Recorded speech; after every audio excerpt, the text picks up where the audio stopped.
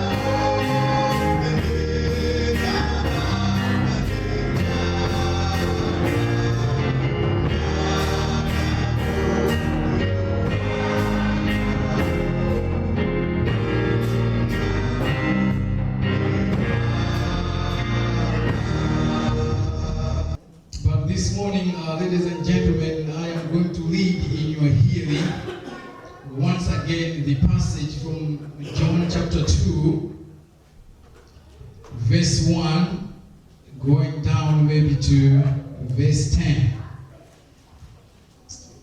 And on the third day, there was a marriage in a Cana of Galilee, and the mother of Jesus was there. There are some writers believe that the exact place for the wedding was not Cana, was another small place. But you know, this is what we do always. Because you will believe me, because Chikude is small and not very well known. So when people ask me where I come from, I would say I come from Mzuzu. Because Mzuzu is the place that many people would probably associate with is big. That means I do not want them to ask many questions when I say I come from Chikude. They will say, where is Chikude exactly? And then I go into the trouble of explaining. So some writers believe that the wedding did not exactly take place at this place called Cana. Cana was the larger or a bigger town that was very close. But anyway, we'll go with what the Bible says. There was a wedding at Cana, and Jesus and the mother of Jesus was there, and both Jesus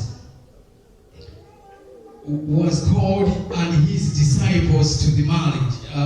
I want to pause a little bit right here, because you know how busy Jesus is, and you know how it is during the time of his life. Jesus was invited to the wedding, and he went to the wedding. This is a wedding to us, the leadership of the church, because we believe that we are only going to do our leadership when we come to church. We are never part and parcel of the congregation when they're doing their birthday celebration. So we are never part of the congregation when they are doing their baby showers. We are never part of the congregation when they're doing our weddings. We are ever busy. The only time we meet our congregations is when we come to the church. We are supposed to be part and parcel of what happens in the lives of the members of the church outside this church. And when we are there with them, we come to the church, we minister to them in the church after having met them outside there. Jesus was with his disciples and the people out in the way, attending the wedding. He had not gone there to preach or to minister, to do anything. He had just gone there to enjoy and celebrate the wedding, eat whatever food was there and drink whatever drink was there. He had just gone there to cheer out.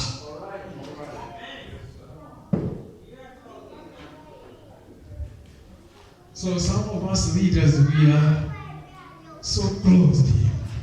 The only time we see you is when you make announcements. That's when we see them. All right, the time, it's not about work and work and work and work and work. It's not about, take time, take a break, associate with people. So we see Jesus was there and his disciples. And when they were, and when they wanted wine, the mother of Jesus said unto him, they have no wine. Oh,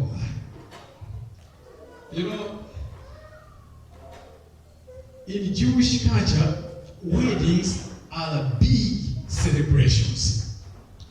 Even in my culture, weddings are big celebrations. We plan for weddings many months to come. And so during these weddings, you have your relatives, you have your friends, and you have all those people coming to celebrate with you. And as a tradition, during these weddings, people drank wine. So wine was a very important item that never missed at the menu. When people are planning the wedding, they make sure that wine was there in good supply. And verse 3 of this chapter states that when Jesus, when they wanted wine, the mother of Jesus said unto him, they have no wine. Now, in these cultures, to run out of wine, one would be sued if wine would run out at a function or at a wedding function like this one. Some other traditional writers, they write that running out of wine was an issue that parents told the story to their children, and the children told their stories to their children, that at such a wedding, this man, the wine ran out. It was a story that people passed on to their families from generation to generation. To run out of wine was such an embarrassment that you cannot afford to put yourself in. In fact, to run out of wine was equivalent to being invited to an Indian or a Caribbean party and the rice runs out.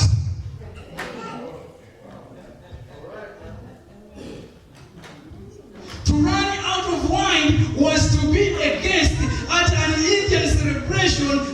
the tea runs out. Let me bring it home. To run out of wine was equivalent to attending Malawi church and the steamer runs out when the line was still long. Running out of wine was a big issue. But we thank God there was somebody there. Mary was able to notice the problem. And when she recognized the problem, she ran to Jesus. Mary saw that these people had no wine. The wine was coming to an end. The wine was finishing before the wedding was over. You know, the way they did the wedding celebration was that they would have a party. And they would have an after party. And they would have an after party. That's how we used to do it, guys. 4 days. When you go for the wine, for the wedding, you stay there 4 days. You come back after 4 days. This is how it was here. So before 3 days were over, the wine was running out. And so the mother of Jesus was able to tell a problem. We thank God for people like Mary. Unfortunately today, we have so many women who, when they see a problem, instead of doing something about the problem, they compound the problem by talking about it to others and talking about to others and sharing it on WhatsApp, on Messenger, on Viber, and whatever. Instead of correcting the problem, they take part in promoting the problem. We have so many members of the church, when they see somebody's kid going astray, instead of talking to the kid or just bringing a word to the parent, they share, they sit down during dinner, they laugh and talk and celebrate and clap hands. When they come to church and they sing Moni Wakumamba, they shake hands with a smile, but their hearts, they are not saying that. We have many people who celebrate when others are falling in trouble and they're not being a part of the solution, but they get happy when troubles fall upon other people. They think they'll get ahead themselves when their friends are getting behind because of the problems.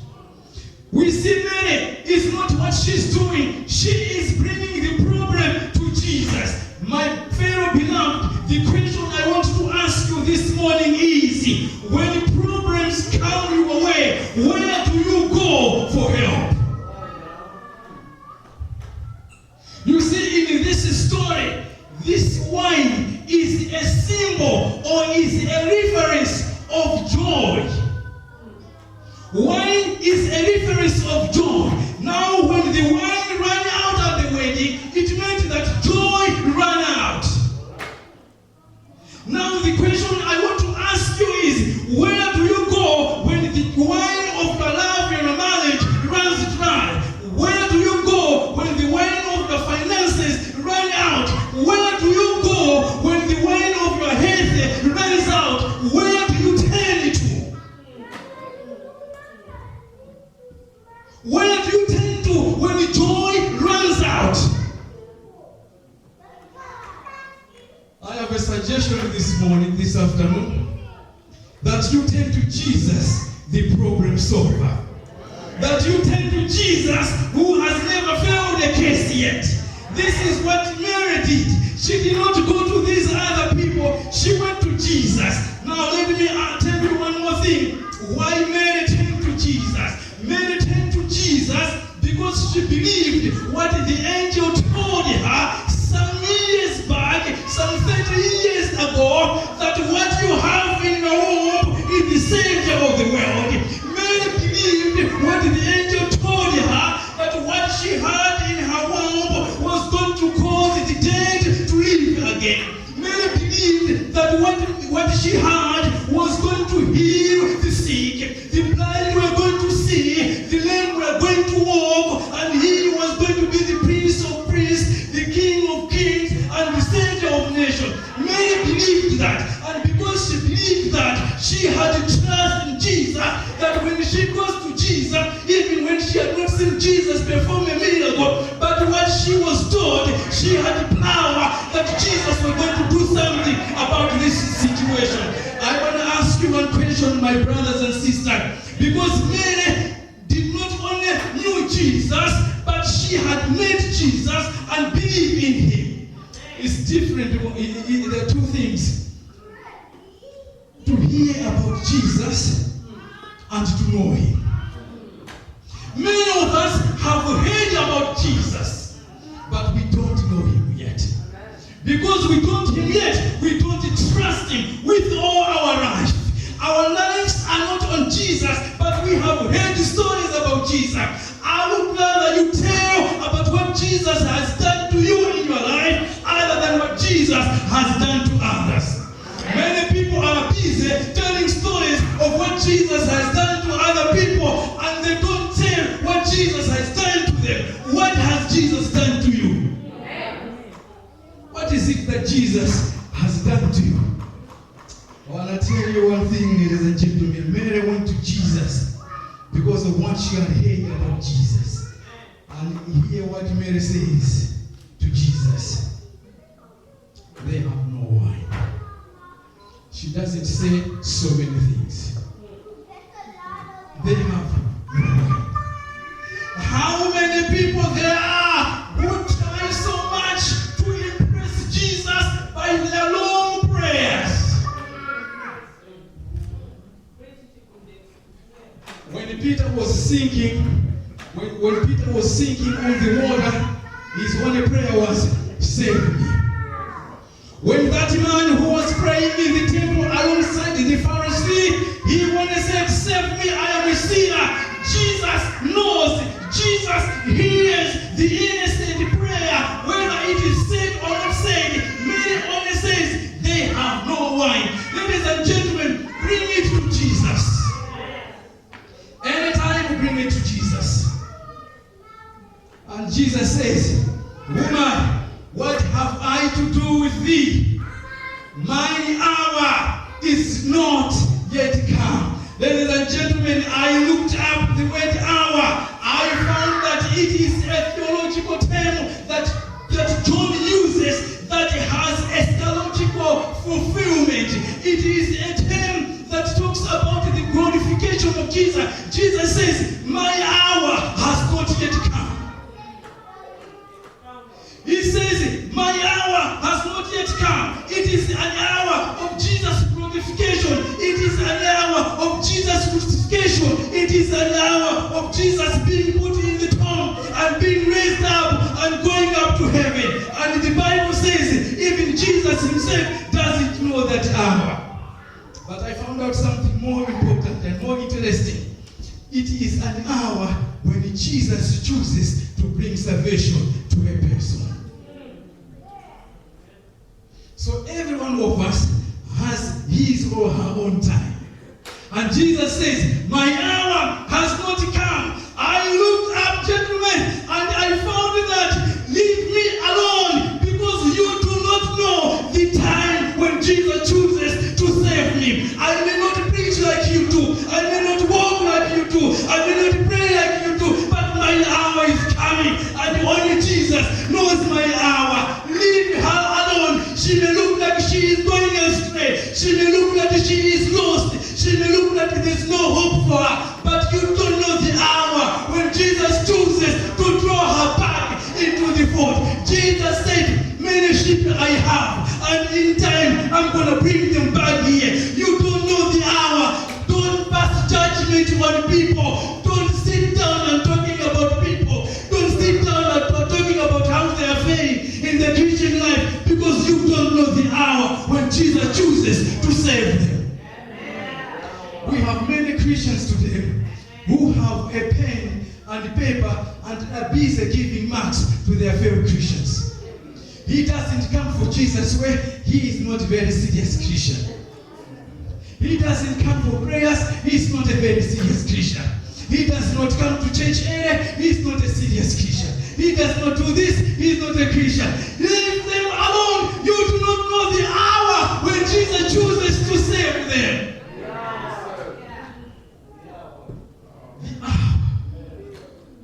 They may look lost.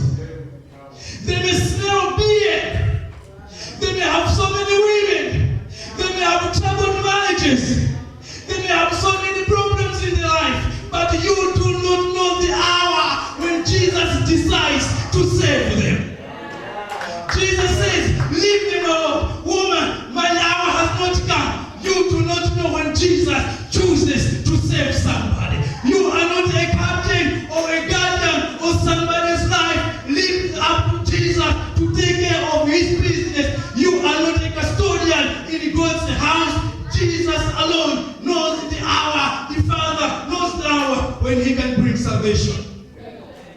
You don't know the hour. Leave them alone. Do not waste time on them. Upon his appointed time, he will bring them back. The best thing you can do is only to pray for them. His mother said unto the servants, I like this. She leaves Jesus. Oh, Jesus, keep talking. But I believe you're going to say something. She talks to the servant. She says, whatsoever he says unto you, do it. She says, whatsoever Jesus chooses to ask you to do it. In her heart, she was saying, I don't know how you are going to do it, Jesus, but I believe you're going to do something. I don't know how, but when you do it, Jesus, I'm going to be blessed and I'm going to be satisfied. I don't know how you're going to make wine here, but they don't have wine. Whatever you do it. Now, let me tell you something. That the word that this woman uses, whatsoever, in its original language, whatsoever means as much as long as you keep doing, don't ever stop, continue until the task is done. That's what Mary meant in the language, in the original language. And I don't know about you, ladies and gentlemen, but I am so happy to tell you that what Jesus started in me, he is going to complete. Amen.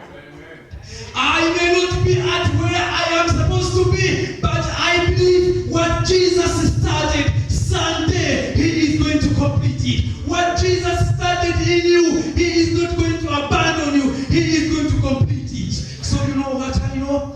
What I know is that what Jesus started with me when I was in the American Embassy in Malawi, and he threw me thousands of miles into this country, he is going to complete it, and nobody is going to stop that process. He is going to complete what Jesus wants me to fulfill. He is going to complete it.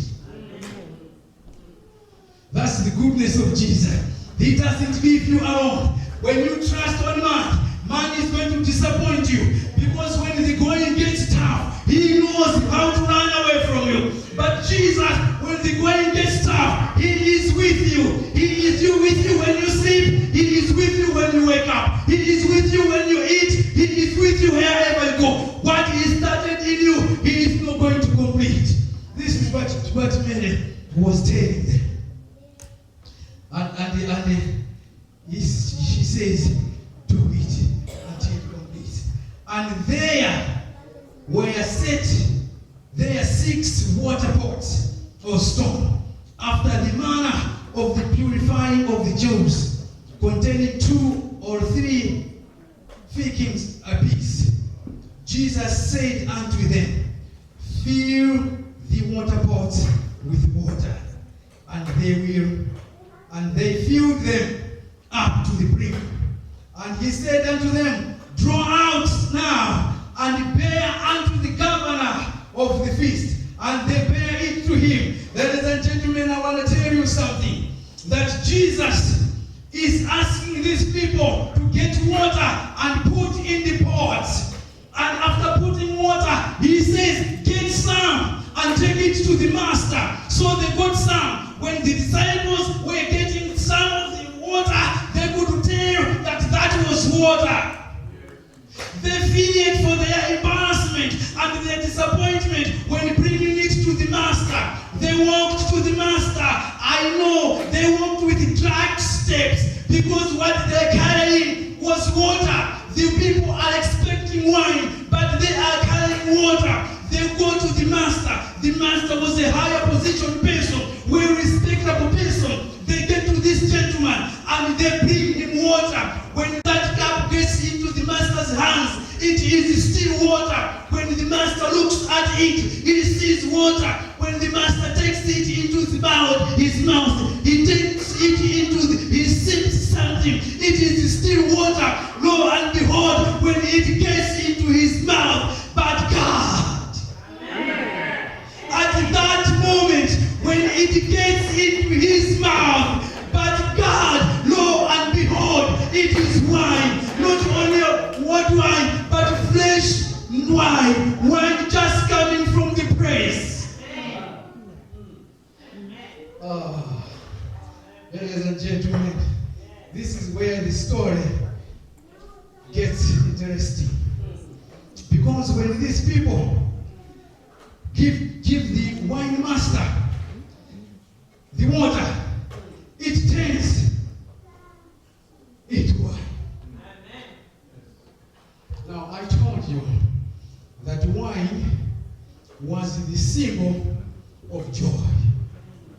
But water, in some prophecies, is the symbol of turmoil and trouble. Water is a symbol of turmoil and trouble. And Jesus wants to turn our turmoils and troubles and turn them into symbols of joy.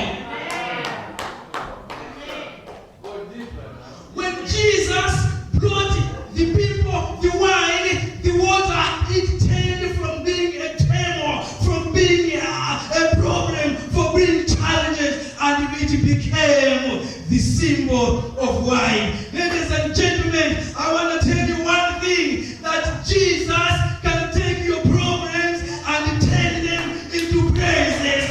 I want to tell you one thing, ladies and gentlemen, that Jesus can take your wailing into dancing. I want to tell you, ladies and gentlemen, that Jesus can take your pain into joy. I want to tell you, ladies and gentlemen, that Jesus will tell you, if you trust in Jesus, He's going to be your guide by your side. If you trust in Jesus, He's going to put your glide into stride. If you trust in the Lord, He will fulfill your smallness with His greatness. If you trust the Lord, He's going to turn your stars into stars. If you trust the Lord, He will put a walk into your tongue. If you trust Jesus, He's going to put some pain into your steps. If you trust the Lord, He is going to turn you from where you are tolerated to where you are celebrated. If you trust in Jesus, He is going to give you fresh life after strife. If you trust in the Lord, He is going to change your legacy into energy. If you trust the Lord, He is going to provide you hope where you have scope. If you trust the Lord, He is going to flip your flop into hope. If you trust the Lord, He is going to provide new ideas for you to use. If you trust the Lord, He's going to give you meals instead of bills. If you trust the Lord, He's going to take you from night into light. If you trust the Lord, He's going to give you tomorrows without sorrow. If you trust the Lord, He's going to take your tears into tears. If you trust the Lord, He's going to bless you with shouts, with warm heart. If you trust the Lord, He's going to give you joy. If you trust the Lord, you're going to see Jesus someday. Now let's go back to the story. Jesus says, He turns wine, He turns water into wine. That which was a symbol of turmoil, that which was a symbol of disease, that which was a symbol of barrenness, He turns it into a symbol of joy. I love Jesus. I love Jesus with what He can do. Now our story continues. We are not finished, because Jesus is the rock that never moves. Because Jesus is the well that never fails. Because Jesus is the wine that never withers. Because Jesus is the truth that never lies. Because Jesus is the oil that never leaks. Because Jesus is the water that never stales. Because Jesus is the Jacob's wrestler partner. He is the Prince of Peace. He is the Alpha and Omega. He is the beginning and the last. Going back to our story, the wedding master calls the bridegroom aside. He has tasted the water, and lo and behold, it is wine. He calls him aside. He said, "Tell me, What is your secret? People, let's read, because it's right here in the Bible. And when the ruler feast had tasted the water and was made wine, he knew not where it came from. But the servants knew. The governor of the feast called the bridegroom. He called them aside. He said, "Come here," and said unto him, "Every man at the beginning served good wine, and when men have well drunk, then that which is worse. But thou hast kept good wine until now." This was, verse 7 says, this was the beginning of Jesus' miracle. Now, ladies and gentlemen, the wine that was provided by the owner of the wedding was for the shadowing of the wine that Jesus was going to provide. Because the wine that money provides has a limitation. It comes to an end. It fails. The wine that man provides, man's provisions have limitations. Man's provisions come to an end. Man's provision will suffer loss. Man's provision are not dependable. Man's provision cannot be relied upon. But what Jesus provides is the real wine. Therefore, ladies and gentlemen, the story in John chapter 2 is not about the man who is getting married. The story in John chapter 2 is the story about Jesus, the provider, the creator, the sustainer of life. The story is about Jesus, because what comes from Jesus' hands is limitless. What comes out of Jesus' hands continues forever. What comes from man, when it ends, God's provision continues and runneth forever. Now let me tell you one thing. When man's efforts run dry, Jesus' provisions overflows. When wine was not the wine that Jesus provided was not only new, Mr. Swande. The one that Jesus provided was not only new, but it tasted better. It tasted better than the wine that before. Now I ask you, my fellow brothers, why suffer for mediocre when Jesus can make you more? Why suffer for less when Jesus can put you higher when you partner with him? Why suffer, Lord? You see, the wine that Jesus provided, this man was surprised. When Jesus is on your case, when Jesus is on your case, brother, when Jesus takes your case, things begin to come better. On the 10th, Mary saw that the Lord, the Son says, "Come, taste and see that Jesus is good." When Jesus gets your case, I don't know if you've ever had a case in the court of law, and you look a lawyer, and he looks you into the eyes. He says, "Brother, I'm going to win a case for you. Tell me what happened." But many times, even though with those assurances, we lose cases. But when Jesus takes your case, ladies and gentlemen, when Jesus takes your case,